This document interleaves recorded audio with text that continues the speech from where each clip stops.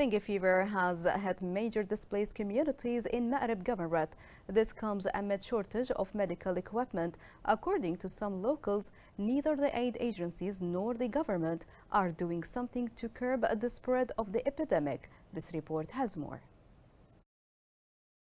Dengue fever is spreading frighteningly in Wadi district east of the city of Marib, where the displaced live in difficult economic and living conditions, amidst the high incidence of infection and the absence of health care. Al-Hussoun Hospital receives more than 20 cases of infection per day. People get infected with dengue fever as a result of lack of medication, which increases the risk of the spread of this disease.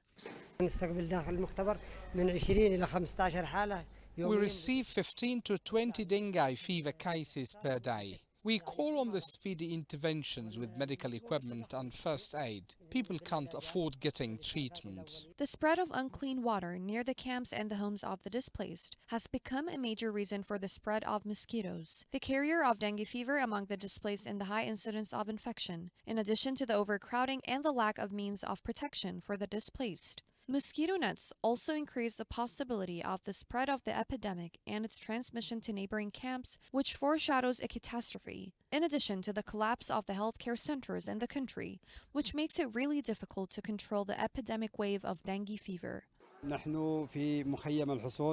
In Al-Husn camp, which has more than 700 families and African migrants, they suffer from the spread of dengue fever. We call on the international community and local authority to help us.